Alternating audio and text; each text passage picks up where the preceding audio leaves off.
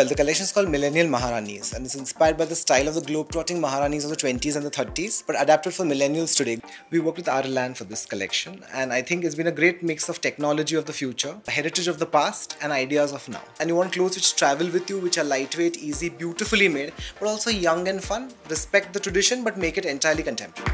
You know, when I saw the lehenga, when he showed it to me, with the kind of work that it has, I thought it would be really heavy and I got really nervous because I didn't know how I was going to walk in it. But now that I'm wearing it, it's so light and it's so comfy. So I'm really happy about that.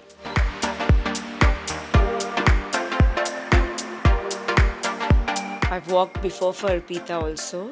I think this is my third time and I think she's outdone herself. The collection is absolutely stunning and it's festive fusion and very modern take, you know, to the sari, to the ghagra. So she has a very young, fun feel to her clothes, very wearable, very glamorous at the same time.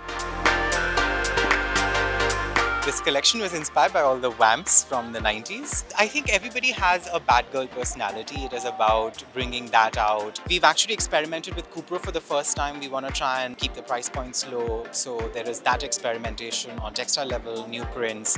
We've done folk embroidery, cross stitch. Lots of costume references like leg of mutton sleeve. We've got the pencil skirts. We've got lots of workwear clothes, midi dresses. So several references as per fashion, but we've obviously modernized it. It was the launch of our menswear line and I thought I wanted to keep it very angular, very straight lined. If you actually break down the collection, there are separates for every kind of occasion. We've just styled it in a way where it looks a little outlandish sometimes, but I think overall each separate is something that you can own and wear with your existing wardrobe. The fact that this is his debut with menswear and the fact that he chose something rather challenging like using recyclable material, using recyclable plastic to make clothes that are quite futuristic and edgy and very high fashion. And I was amazed with his craft and the fact that he chose something that could be so challenging, and yeah, so I'm loving it.